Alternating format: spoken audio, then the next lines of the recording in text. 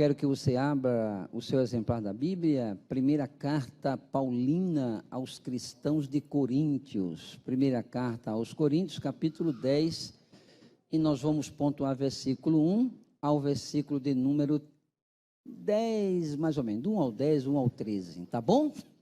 Isto, obrigado Aécio, ele vai colocar ali na projeção e nós vamos trabalhar juntos hoje à noite.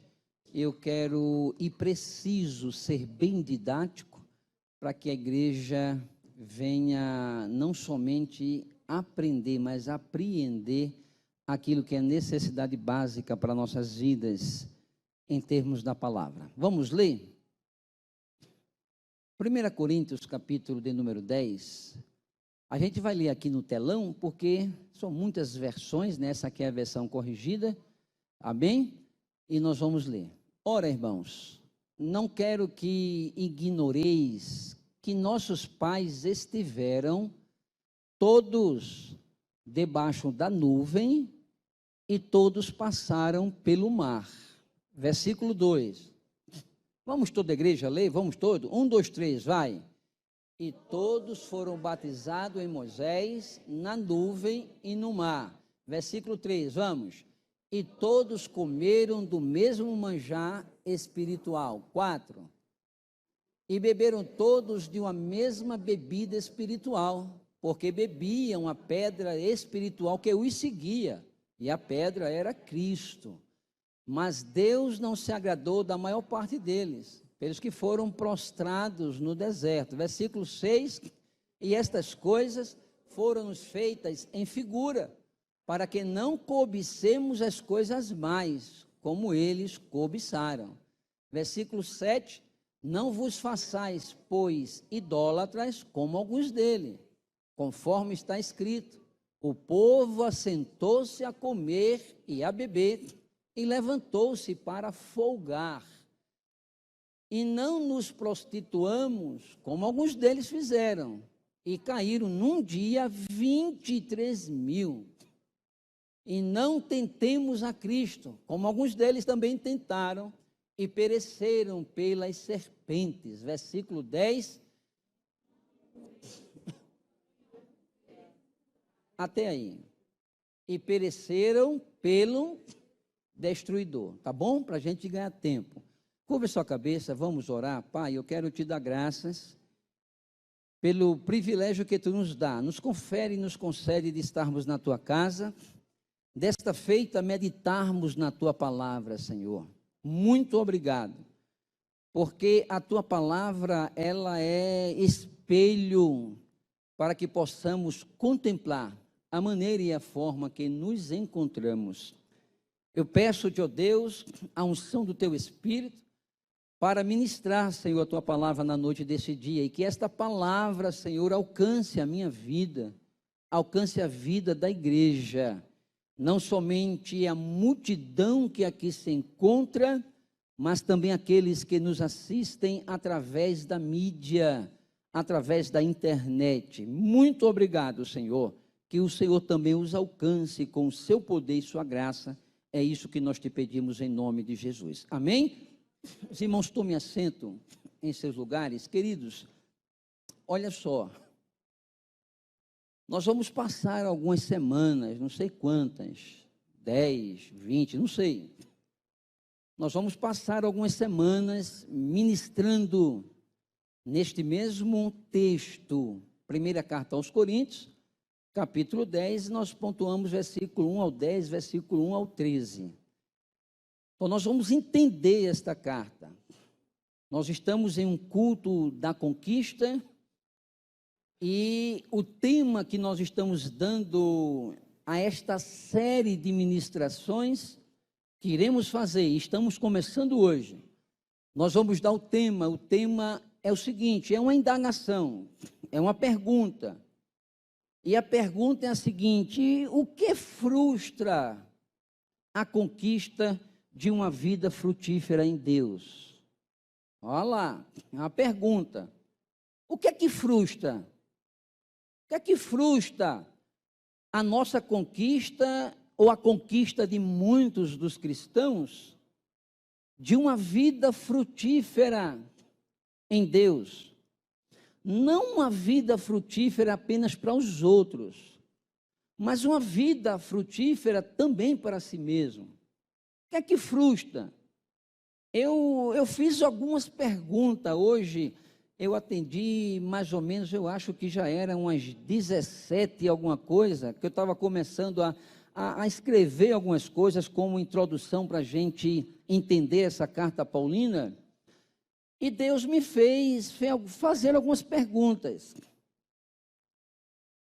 E a pergunta ou as perguntas que eu quero fazer de maneira introdutória é exatamente essa. Quais são as razões que privam a muitos cristãos de uma vida progressiva? A vida cristã, ela necessariamente deve ser uma progressão. Ela não pode ser uma vida sem crescimento, mas ela deve ser uma vida em progressão. Então, o que é que impede isso? O que impede, por exemplo, de termos uma vida banida desses altos e baixos, dessas gangorras espirituais que muitos de nós nos encontramos às vezes. Nós estamos tão bem e amanhecemos com uma fé, depois amanhecemos incrédulo, amanhecemos chateado com algumas dimensões do sagrado. O que é que a gente pode fazer para que isso de fato seja banido das nossas vidas? É uma pergunta. O que é que provoca a semente da esterilidade na vida de alguns cristãos? Porque nós devemos entender que nós fomos chamados para produzir no reino. Não tem outra, a gente foi chamado para isso. E o que é que a gente faz para a gente acabar com essa semente que veio e tem germinado, causando uma esterilidade terrível em termos de frutificar para Deus? A gente vai tentar ver isso aqui no texto. Por que eu estou falando isso? Porque olha só, Deus me levou a um texto, não precisa ir não, Aécio, tá? Quando eu for eu te aviso. Há um texto nos evangelhos desta feita, escrito por João, não o evangelho dele, mas de Jesus Cristo, mas que foi escrito por ele, por esse evangelista, capítulo 15, o versículo 16, olha o que é que ele vai dizer. João 15, 16, o evangelho. Ele vai dizer assim: eu os escolhi. Veja, é Jesus falando para mim e para você na noite desse dia. Eu vos escolhi para irem e para darem frutos. E esses frutos que vocês darão, eles devem permanecer. Então vejam,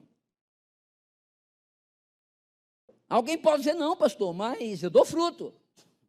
Você não faz ideia o quanto eu evangelizo, o senhor não faz ideia o quanto eu visito.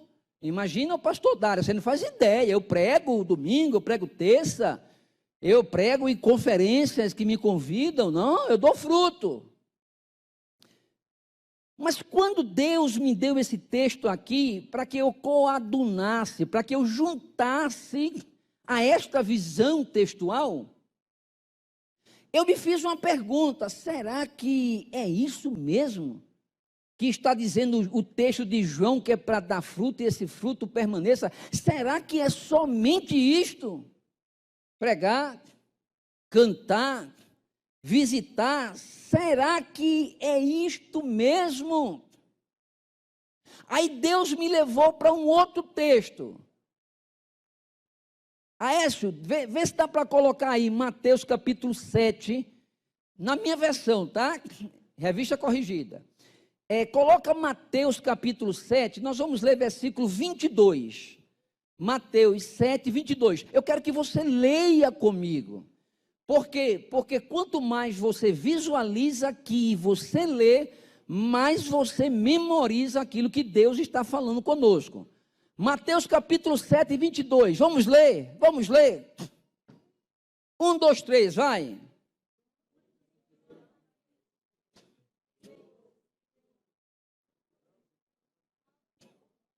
e em teu nome não expulsamos demônios, e em teu nome não fizemos muitas maravilhas. Segura aí, segura aí.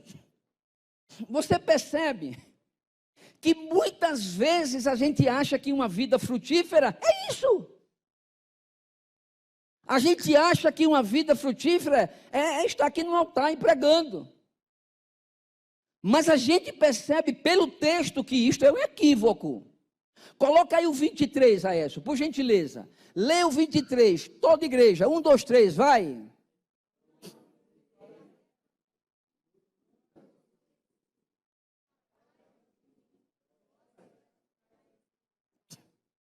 Percebeu? Não é sério isto? Aí eu fiz uma pergunta.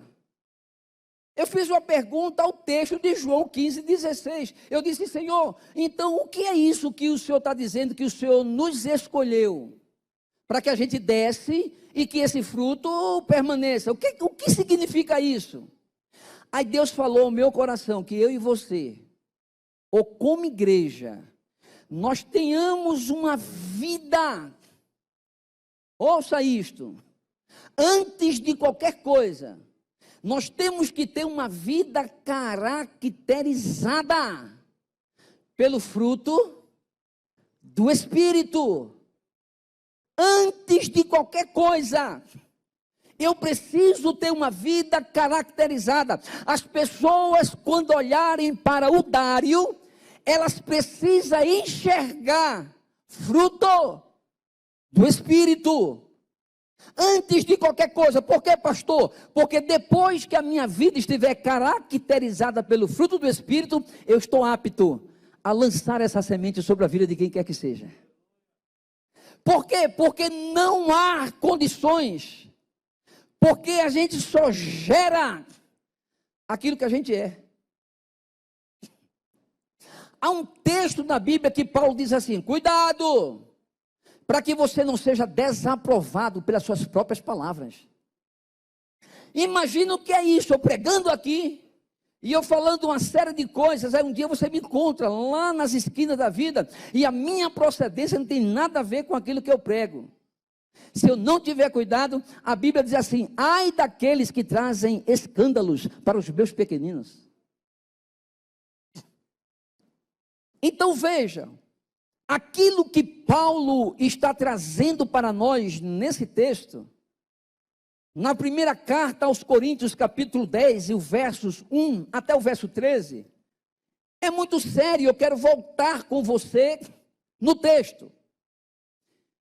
Você percebe, a princípio, que Paulo está fazendo um paralelo. Paulo está fazendo uma analogia, um quadro comparativo. Com que, pastor?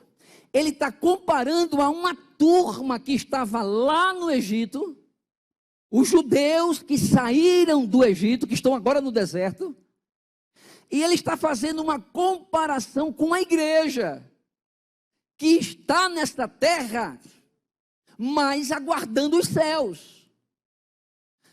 Aí ele está trazendo uma admoestação, dizendo assim, Dário, cuidado,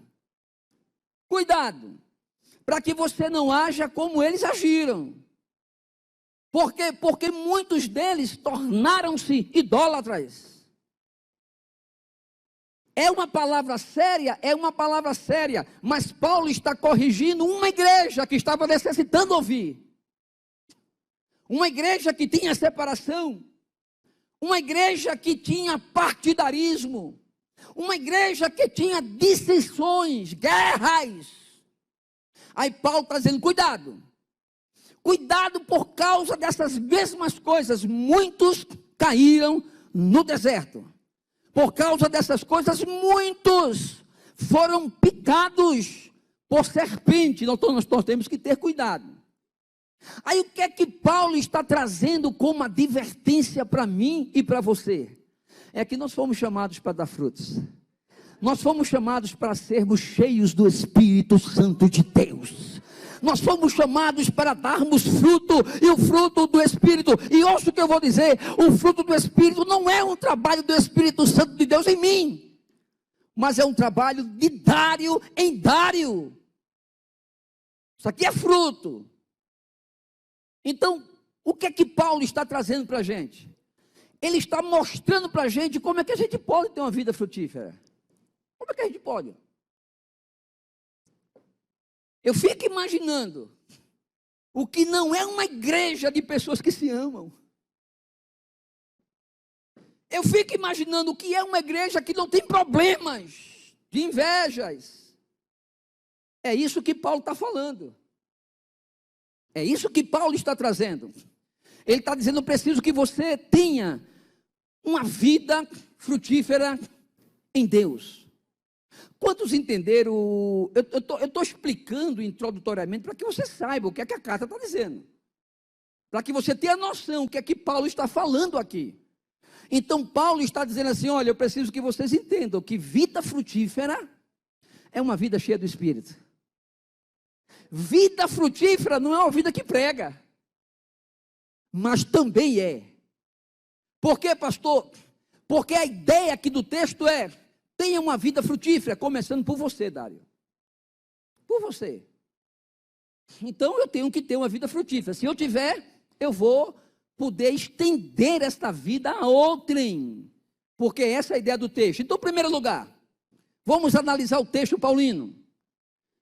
Paulo vai falar da nossa preparação para uma vida frutífera em Deus. Diga assim: Paulo vai falar da nossa preparação para termos uma vida frutífera. É mais ou menos assim. A Rai, para vir cantar aqui, eu cheguei aqui 7 horas, eu abri a igreja, aí daqui a pouco os meninos chegaram do louvor, e eu lá em cima, e elas aqui ensaiando. Não foi assim, Rai? Ensaiando. Para cantarem maravilhosamente bem. Para quem, pastor? Para a gente não, para o Senhor. Aí a gente vai de bigu, na minha terra a carona chama bigu.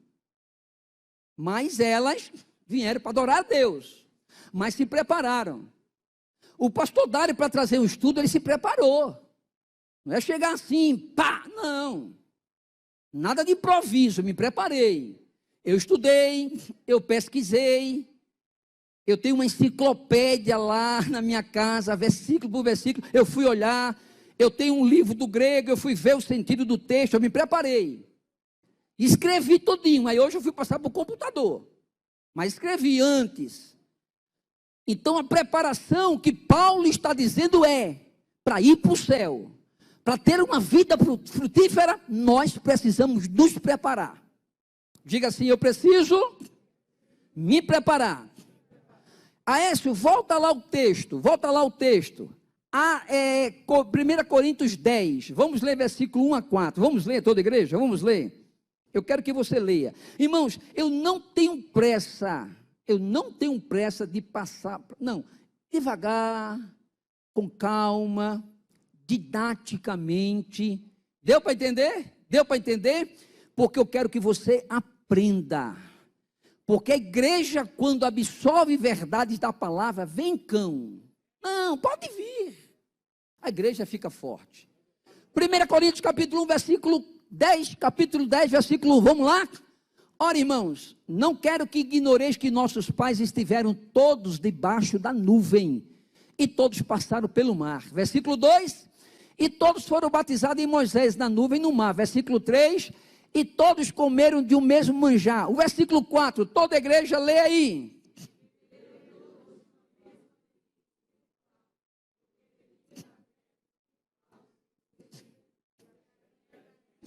Segura aí.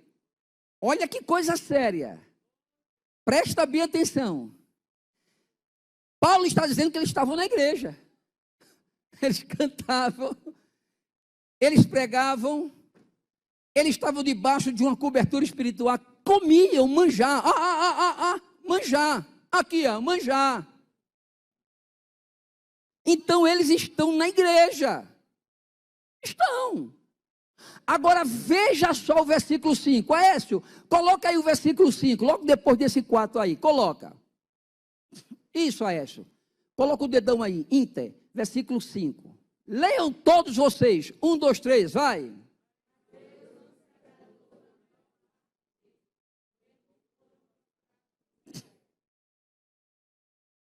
Não é sério isso? Eles estavam na igreja. Vinha todo dia para o culto. Comiam do manjar. Saiu daqui, sapateando. Meu Deus, que culto. Mas está dizendo no versículo 5 que Deus não se agradou da maior parte deles, pelo que foram prostrados no deserto. Diga-se comigo, toda vida frutífera, diga, começa, põe a mão no coração, começa com a preparação do solo. Vai, do solo. Está entendendo o que Deus está falando? Agora, olha como é que Paulo vai trabalhar isso. Isso aqui é lindo.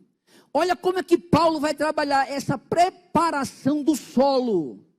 É Dário preparando Dário. Olha como é que Paulo vai trazer. Primeiro, ele vai chamar de redenção. Diga assim, primeiro, acontece a redenção.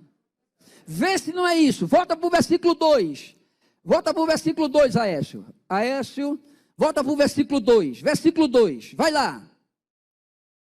Vamos lá?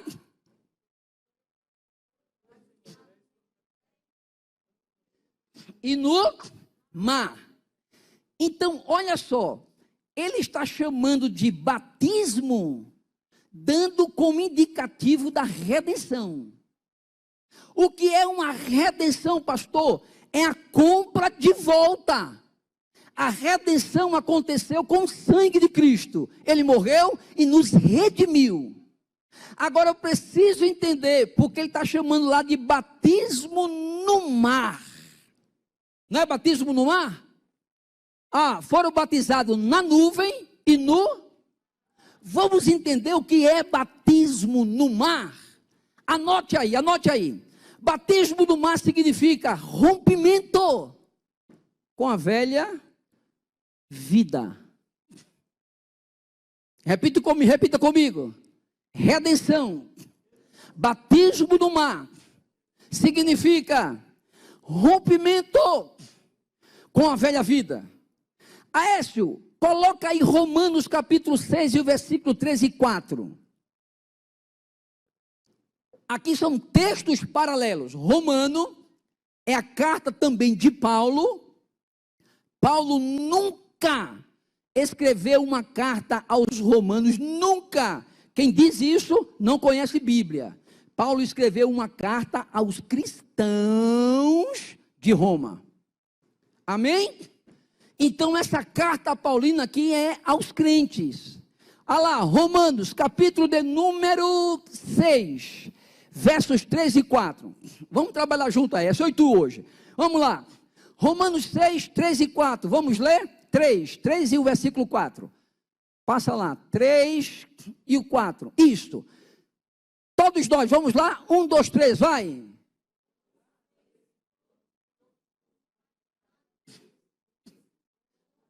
Segura aí. Eu estou falando que batismo no mar é redenção. Eu estou pegando um texto paralelo de Paulo, a carta aos cristãos de Roma. Aí Paulo está dizendo assim, ou não sabeis que todos quanto fomos batizados em Jesus Cristo, a gente foi batizado na morte, e só tem redenção porque houve morte. Agora olha o versículo 4, aí ele vai dizer, de sorte que fomos sepultados com ele pelo batismo na morte, para que como Cristo ressuscitou dos mortos pela glória do Pai, assim também o quê? Se eu perguntar o que é romper com a velha vida, diga assim, é andar. Meu Deus, é andar em novidade de vida. Deus não nos redimiu para a gente viver na mesmice do passado. Deus não nos redimiu. Paulo está dizendo, a redenção é o batismo no mar. Então Deus nos redimiu para quê? Para que vivamos uma novidade de vida. Se o diabo te oferecer coisa velha, diga para ele, eu já fui rompido com a velha natureza.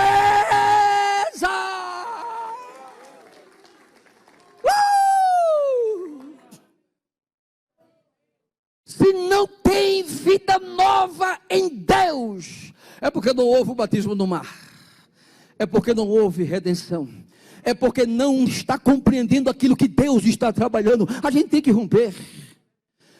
A gente tem que romper. Meu Deus, Deus está falando com você, Deus está falando com você, Deus está falando com você. Aleluia. Aí Deus me colocou uma pergunta aqui. Pastor, e o que é que caracteriza essa novidade de vida? É uma vida cheia do Espírito, irmão. É uma vida cheia do fruto do Espírito. Isso caracteriza uma nova vida. Abre aí, Aécio, Gálatas capítulo 5, versículo 22. Vamos ler. Gálatas 5 e 22. Vamos ler Bíblia. Se o sermão não for bom, a gente está lendo Bíblia. Bora lá. Gálatas 5, toda a igreja, vamos lá. 1, 2, 3, vai.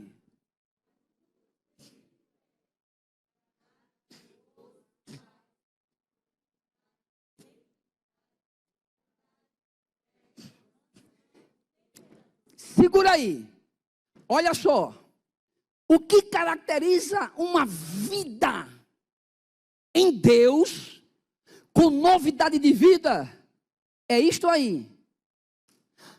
Paulo escrevendo a sua carta aos irmãos da Galácia do Sul, capítulo 5, versículo 22, ele diz assim, mas o fruto do Espírito diga assim, amor. Você já imaginou uma igreja que olha com amor para o mundo? Você já imaginou uma igreja? Eu e Nedinha estava num lugar muito chato, mas muito chato, não aconselho a ninguém. Porto de Galinha. Tome.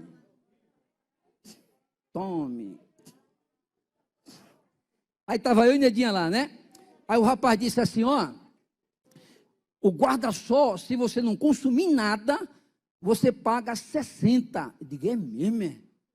Meu Deus, 60. Aí eu digo, me deu o cardápio. Aí eu olhei lá, um prato, R$100. Era peixe agulha. Desse tamanho. Aí eu digo, Nedinha, nós vamos medir agulha. Uma agulha com macaxeira. Não foi, amor? Deu R$100, mas a gente ficou debaixo do guarda-sol o dia todo. Agulhinha. Vieram umas 25 agulhas, eu aqui. Não coma tudo, não. Coma aí umas 2, 3 e guarde para o lanche. Não brinque, não. Aí, por que eu estou explicando isso aqui? Porque um rapaz que estava nos atendendo, a gente viu a dificuldade dele e o nosso coração se encheu de amor. Qual o nome dele? Foi Carlos, né? Carlinhos, se tu estiver vendo a gente, tu vai dar glória a Deus. Ele disse, a minha vida está muito difícil. Eu digo, tu conhece Jesus? Ele é desviado, né? Eu pensei que tu dissesse de dia que ele era diácono. Eu digo, oxe, de onde foi que ela tirou isso? Escuta. Nedinha já consagrou, isso aqui é amor. Escuta. Aí eu disse, Carlos, tu conhece Jesus? Ele disse, não, eu sou desviado. A minha mãe ainda é crente. Irmãos, a gente se encheu de amor. Eu digo, querido, volta-te para Jesus. E ele disse assim, eu vou voltar, não foi? Eu vou voltar para Jesus. Essa vida não tem jeito. Eu vou voltar. Sabe o que é isso, irmão? Amor. Isso aqui é uma resultante de quem foi batizado no mar. Redenção. Redenção significa viver em novidade de vida. E novidade de vida é ser cheio do fruto do Espírito. Amor. Amor. Olha lá, gozo. Irmãos, olha só. A Nedia passou por momentos terríveis. Mas tinha dia que ela dizia assim para mim: amor, eu estou sentindo o gozo do Espírito de Deus aqui na minha vida. Me consolando, me confortando. Não é fácil perder um pai. E mais o pai dela. Cara super fantástico. Mas até pai que não presta, a gente chora. É ou não é? Quanto mais pai que presta. Então, olha, escuta aqui. Gozo na alma. Por quê, pastor? Porque eu fui batizado no mar. Há uma redenção aqui. O fruto do Espírito está aqui. Aí Paulo está dizendo, isso aqui é uma novidade de vida. Eu sei que você sofre, a igreja sofre, mas há um gozo do Espírito Santo de Deus aqui. O Espírito Santo vem e consola, ele vem e consola, dá glória, ele vem e consola, dá glória, ele vem e consola, ele vem e consola. Eu sei que muitos adentraram aqui, só Deus sabe como você chegou aqui, mas ele vem e consola. Por quê? Porque nós vivemos em novidade de vida, nós fomos batizados no mar, nós não queremos cair como eles caíram. Paulo está dizendo, você tem que viver em novidade de vida.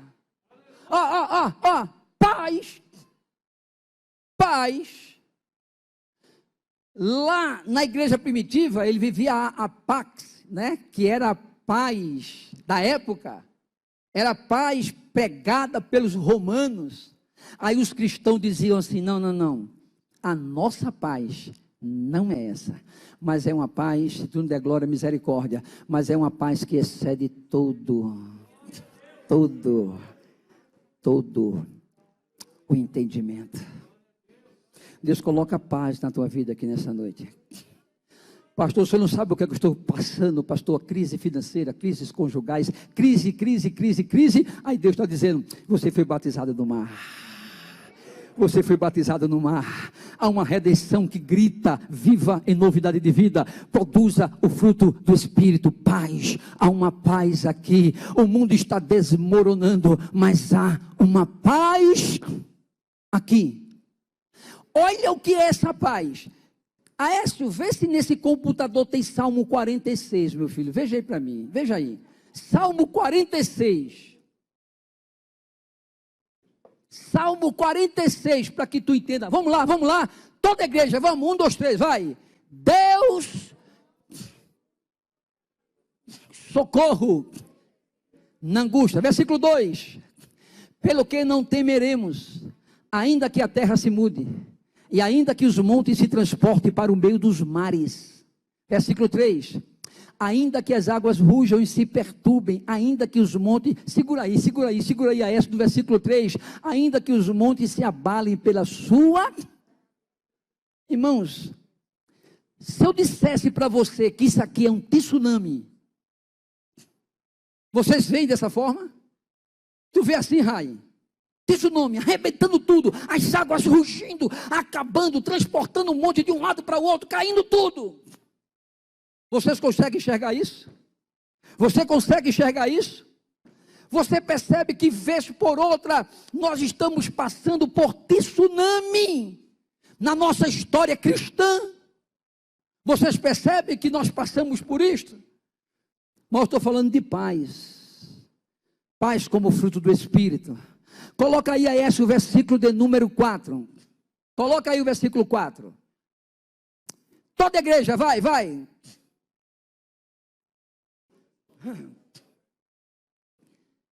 Ao rio, cujas correntes alegram o santuário da moradas do... Vocês estão lembrados que um dia Paulo disse assim, não sabeis vós que sois casa de Deus e que o Espírito Santo habita em vós?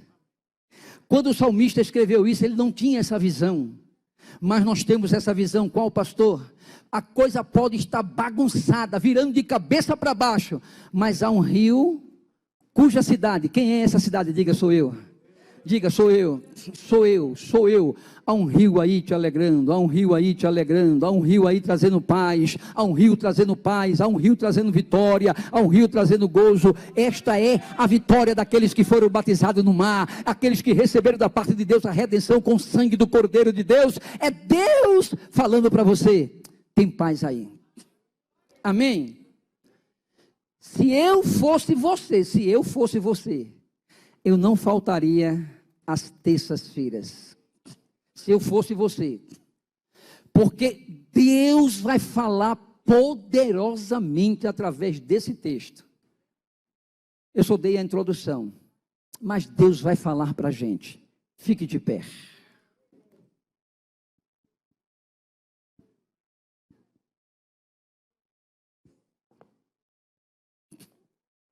Aleluia. Glória a Deus. Eu tenho 4 minutinhos para orar pela sua vida. Mas eu quero orar a palavra. Por quê, pastor? Porque a cada dia nós temos que tomar uma decisão. Qual? Andar em novidade de vida. A cada dia nós temos que ver aquilo que porventura pode nos assemelhar com os nossos pais que andaram lá no deserto. É isso que Paulo está fazendo. Curva a sua cabeça agora em nome de Jesus. Curva a sua cabeça. Pai, eu quero orar a tua palavra. É uma palavra simples.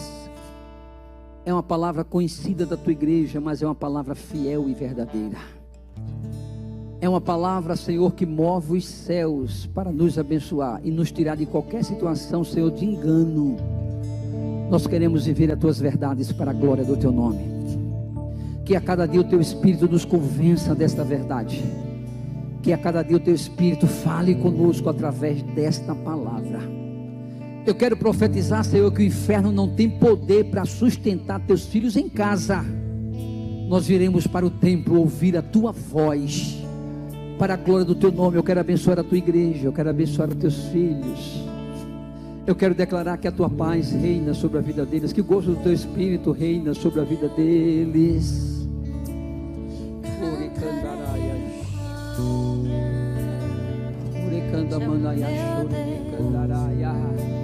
E todos hão de ver quão grande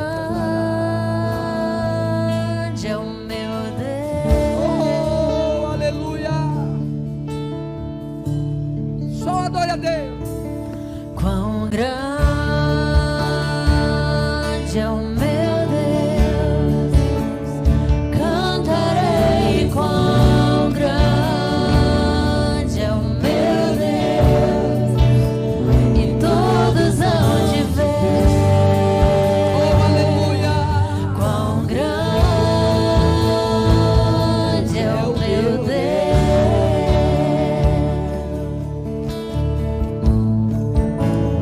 Oh, Deus, nos ajuda. Com esplendor